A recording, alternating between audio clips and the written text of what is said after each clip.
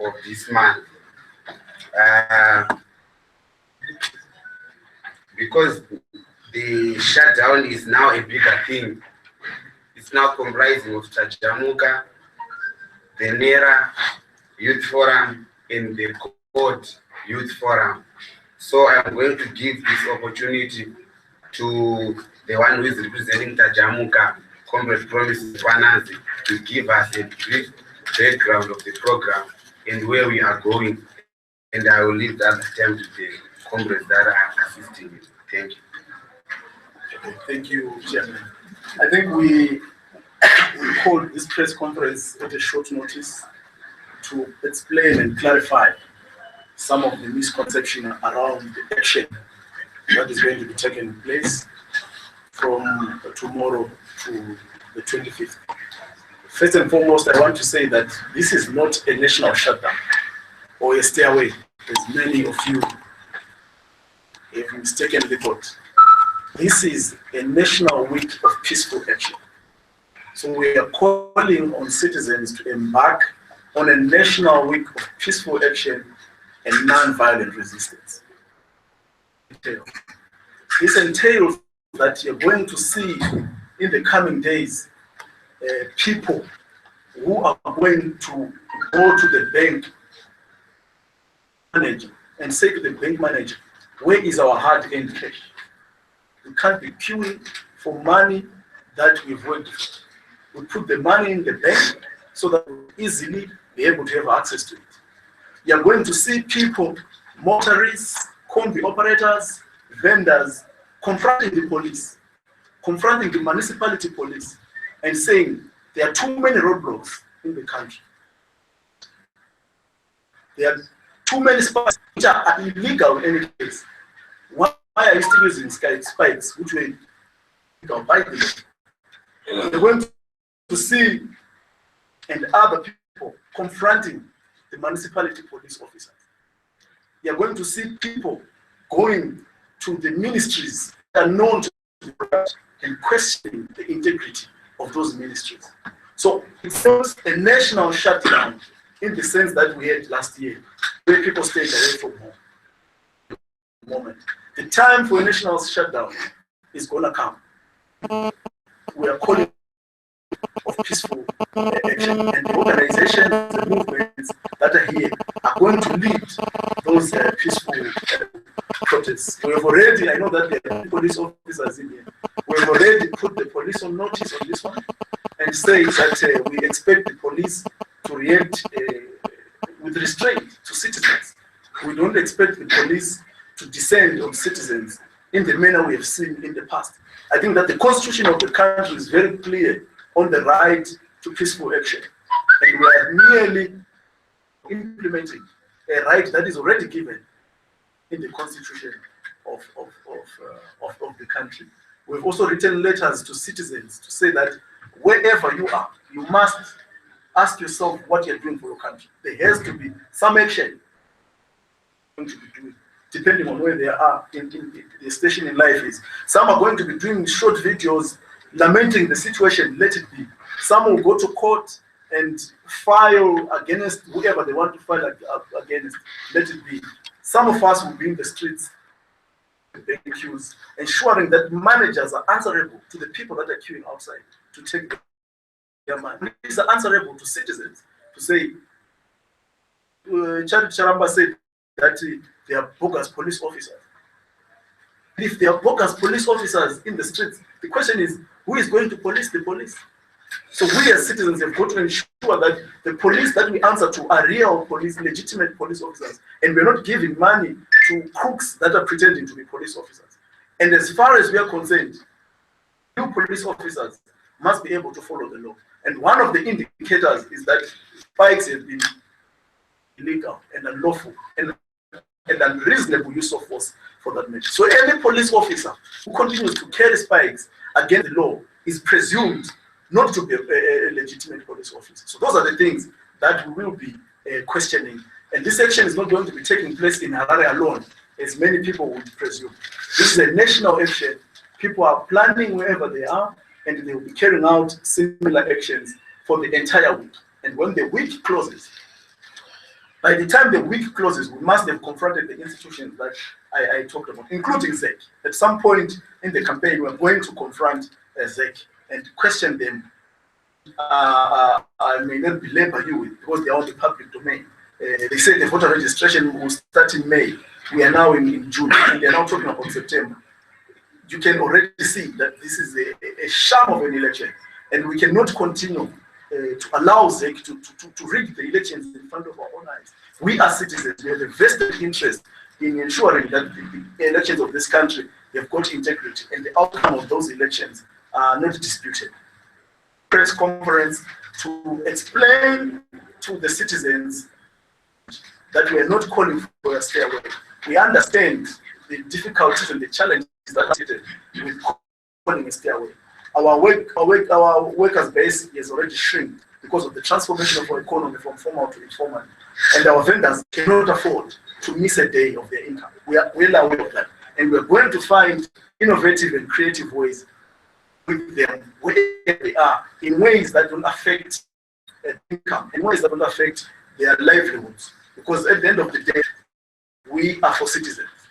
See a positive impact on the citizens from our actions. And wherever we think that our actions are getting an adverse effect on the people, we have to revise our strategy and ensure that the strategy that we use benefits the citizens and adversely affects the regime, which is the primary source of the problems we develop. To my colleagues, to also read their statements, then we can.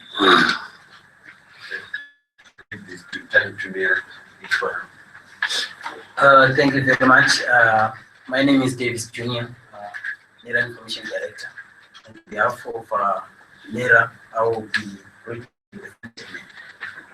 Our country, Zimbabwe, and the youth therein are undergoing through serious economic, social, and political challenges that have undermined the process of continuous quality development of the land. The crisis we find ourselves in today emanated from the crisis of legitimacy, which was as a result of rampant rigging of election. NERA's theme in the participation of the week action is creating a new Zimbabwe for the youths, by the youths. This week we launched the genesis of a new paradigm where our generation is taking over from the old guard. National Electoral Reform Agenda, together with other progressive forces, ZEC into adopting outstanding electoral reforms that are pertinent to the 2018 plebiscite. That by the end of this week, voter registration will be, that BVR will have been deployed, that ZEC by then will have learned voter education. It is rather better we do not have an election at all.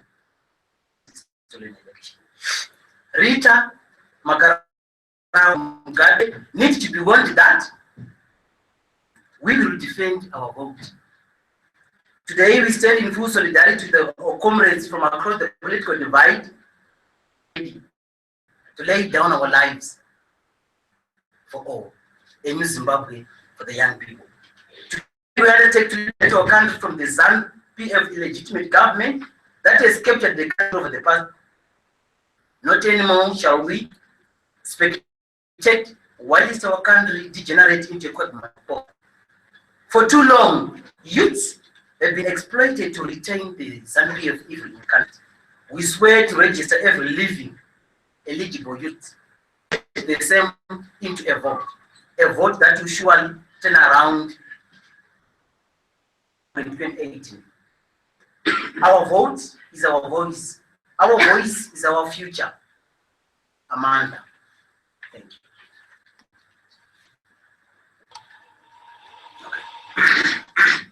Thank you, comrades, friends. As Scott did, we are fully behind the National Week of Peaceful Protest, saying to every citizen in Zimbabwe, exercise our democratic and constitutional right to do and show our displeasure to this regime by whatever action we can do wherever we are. We are saying, in short,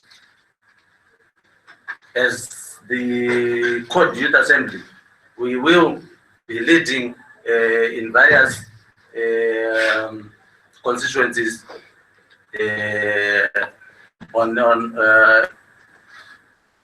and make sure that people exercise their constitutional right peacefully.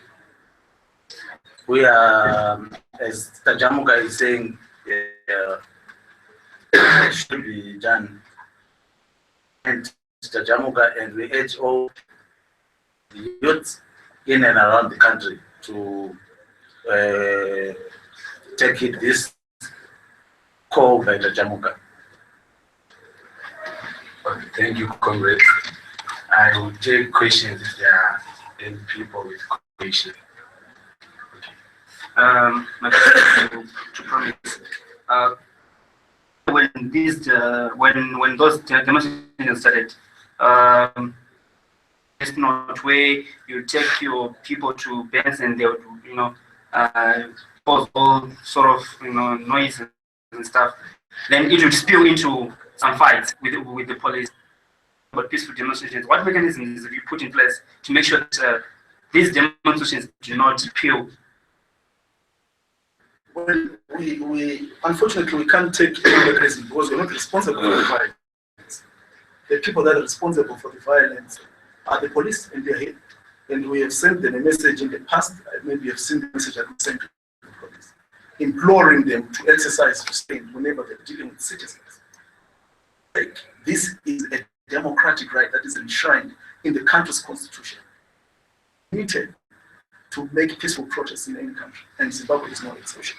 So that right, we stand steadfast in defense of that right.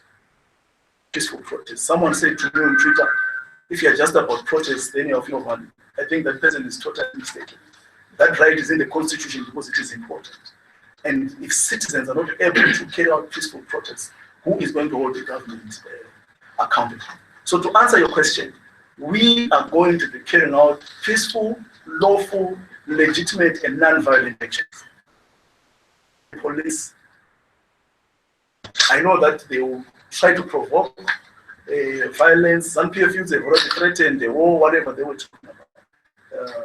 But the message is that the actions that we are undertaking are well within the confines of our law, as advised even by our own legal practitioners of the country. So it would be unfortunate if the police would descend violently upon peaceful citizens. Just and legitimate questions.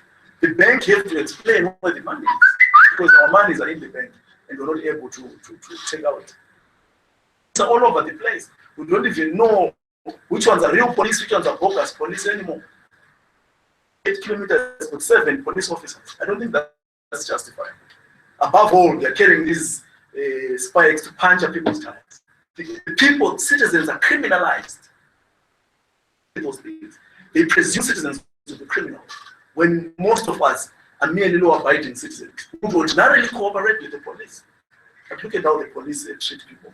If you have been to a roadblock, any of you, the police will go out of their way to find an offense. They will even find the police officer going beneath your car to look at whether the car has got a leakage and so on and so forth. And you wonder, is this really still about the Road Traffic Act, or is it about something else? And I think that those kinds of things have got to come to an end. And that is why that we are calling for citizens have got to be very assertive of their rights. We have to, and we say this without apology, that we have got to be able to question the police on Enterprise, close to Highlands. I saw police officers, and I said to them, I cannot answer to you because I don't know whether they are genuine or not genuine police officers. They are carrying spikes, and that's what Chacha is saying is being carried by bogus police officers. And they left me and they went. So if more people can be able to do that, I think we will be able, as citizens, bringing our officials and our authorities to account on the issues that they need to account. Okay. All right. You are calling for a peaceful demonstration, but at the same time, you've seen some of your members harassing citizens. what are you going to do so that we will see a peaceful demonstration? The likes of Linda Masarira and Makumbura Zeshe who are arresting people in parks. Look, the thing is, we are carrying out peaceful action. Person that is going to embark on violence is not part of us. Any person that is going to embark on looting or any form of intimidation to citizens or even to police officers is not part of us. We are not going to run away from the police, but we are not going to attack the police. Official law agents of this country, and we recognize them as that. But we need the police to also be able to comply with the laws that govern this country. When we do our action, we will go to them and explain to them these things. We've done it last year. We would stand there, we have a standoff with the police and explain to them, this is what the Constitution says. To protect us, that's another thing. If you want us to leave, no, we can't, because we're exercising a democratic right. We are unarmed, we are not dangerous to anybody, we are not blocking anyone's way. We are just on the problems and the challenges that the country is facing. About individuals, well, I can't comment on behalf of individuals, I comment on behalf of the government, I comment on behalf of the cause of the people, which is to ensure that the government of the day is accountable, the government of the day creates the conducive environment for an election that will be an undisputed winner. Questions?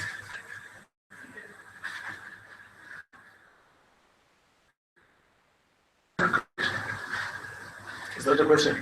We want to ask one question. How are you going to make sure that those people who will be participating in the demonstration are they will be doing in the peaceful way? The message is clear. These groups will know that the actions have to be peaceful. Any other person who is in defiance of the message that we have sent out is not part of us. That person will not be part of us. Those who are associated with the institute that are represented here understand the message that we are articulating. Understand that we are better off with a non-violent protest. Because a violent protest, in the end, is an advantage to the regime. They have more at their disposal than us. When the situation turns violent, it turns away citizens just from supporting them. We want to ensure that these processes are as less risky as possible so that people can participate in a peaceful way. And that is why the regime provokes violence, because they know that if we continue with peaceful elections continuously, eventually citizens will gather the courage. Numbers begin to swell, even if it's peaceful, doing something to the government.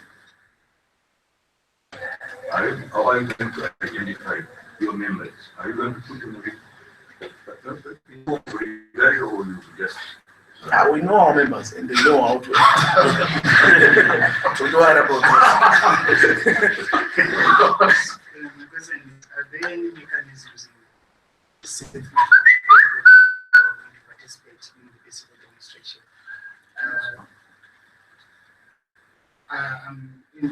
Possibly in the event that some people get arrested or they get brutalized, are there any mechanisms in this? Although we don't expect that from the message that we have sent, but we are prepared for any eventuality.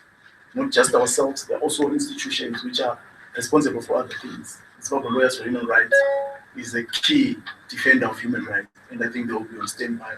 Other institutions that take care of people who are brutalized by the regime will also be in place. But I think the take-home message is that we don't expect even the police officers who are writing here. I think I implore you to take these notes upwards to your bosses.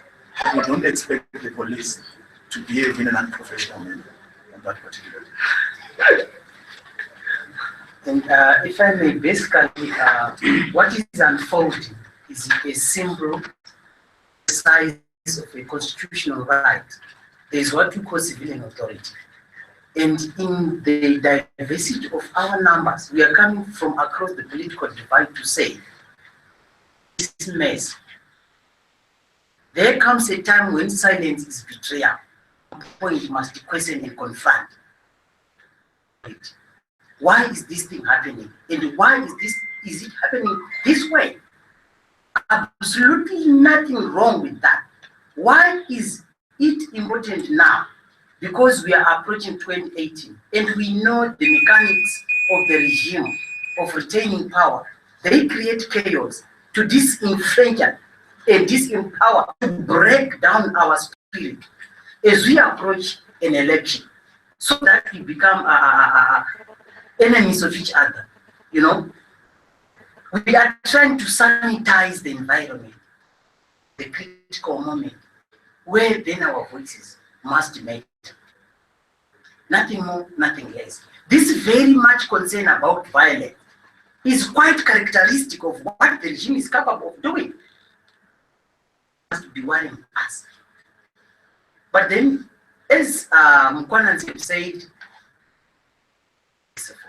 it has to be peaceful. The outcome is how the regime machinery will react and behave to the side. And we are putting them to a test on this one, because we will not attack anyone. Neither shall we use hate language or anything. It is just a constitutional right. Nothing more, nothing less. So, on the other hand, From these peaceful demonstrations that you are going to hear, are you going to take a petition to the authorities? What are you expecting from them as the authority, or you have any other means? and it's going to be a coterie of activities. Some of them we are not going to say them now. We are also a citizen supporting doing something, not just us. We don't know, but what we know is that they will be peaceful and non-violent and well within the confines of the law. And by the way, if something doesn't happen tomorrow, don't rush to say, the demonstrations flow 20th and the 25th.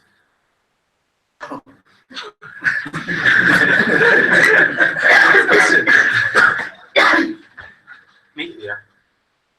Last year we also had almost the same demonstrations, if not worse. Really changed. This time around, you come with the same thing. What are we expecting? Where do we want to go from here? What if nothing happens after those 5 days? I don't know if nothing changed, but I think if you look at the pressure which was applied on ZEC, for example, there were concessions which were given by ZEC to the political parties now sitting within some of the committees of ZEC. It's only that the pressure is gone down, that ZEC is now starting to act stubborn again. It's applied in a sustained manner. Things are going to change. We are going to see a lot of changes. Some of the things that changed last year, I cannot tell you, but I can tell you for sure that the protests last year were able to put back Zimbabwe on the international spotlight, which is important, and to put it back on the agenda of the regional and the continental blocks. Zan was almost successful in convincing the world that things are normal. They now started engagement with the international financial institutions, and those processes were to alert those groupings in the country. So I don't think that those demonstrations were for nothing. There were some inroads which were made. In fact, the problem is actually that they then stopped. The regime, some breathing space, and now you see them shooting on some of the commitments that they've made, in particular in the arena of ZEC. So these are very, very important.